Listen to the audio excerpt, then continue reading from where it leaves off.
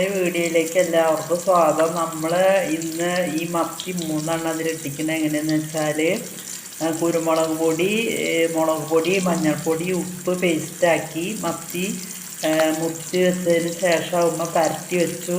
അതിൻ്റെ പഞ്ഞിമീനും അതിൻ്റെ ഉള്ളിലുണ്ട്. അപ്പോൾ അതും കൂടിയിട്ടാണ് വെളിച്ചെണ്ണ നല്ല ചൂടായി തിളച്ചതിന് ശേഷം നമ്മളിത് ഇട്ട് കൊടുക്കുക. എന്നിട്ട് നമ്മൾ ഇത് അടുപ്പത്ത് വെച്ചിരിക്കുകയാണ്. ഇനി നമ്മളിത് മറിച്ചിട്ട് കൊടുക്കും കുറച്ച് വെന്തതിന് ശേഷം.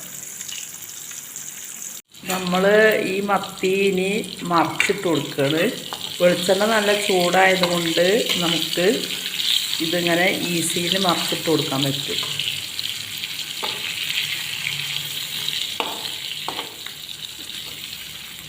അങ്ങനെ മറിച്ചിട്ട് കൊടുക്കുന്നു. അപ്പോൾ നല്ല രുചികരമായ ഒരു മത്തി വിഭവമാണ്, മത്തി ഫ്രൈ ആണ് നിങ്ങൾ കണ്ടുകൊണ്ടിരിക്കുന്നത്. നമുക്കിനി വേവട്ടെ, കുറച്ച് നേരം വേവട്ടെ.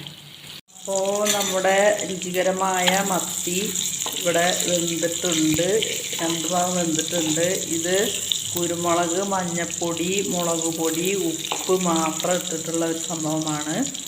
അത് പഞ്ഞിമീൻ ഇതിൻ്റെ തന്നെ ഉണ്ട്, നിങ്ങൾക്ക് കാണാൻ പറ്റും. പഞ്ഞിമീൻ ഇതിൻ്റെ അകത്ത് തന്നെ ഉണ്ട്, മത്തിയുടെ അകത്ത് പഞ്ഞിമീൻ കാണാൻ പറ്റും. വളരെ രുചികരമായ ഒരു മത്തി ഫ്രൈ ആണ് നമ്മൾ ചെയ്തത്. അപ്പോൾ അതുപോലെ എല്ലാവരും ട്രൈ ചെയ്യുക. മത്തി ഫ്രൈ എല്ലാം ട്രൈ ചെയ്യുക. രുചികരമായ മത്തി.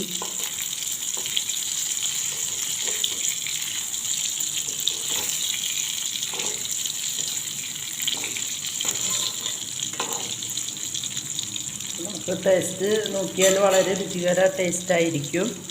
അപ്പോൾ നമുക്ക് ഈ വീഡിയോ ഇവിടെ നിർത്താം. അപ്പോൾ അടുത്ത വീഡിയോ അടുത്ത ദിവസം വരാം. അതുവരെ എല്ലാവർക്കും ടാറ്റ, ബൈ ബൈ.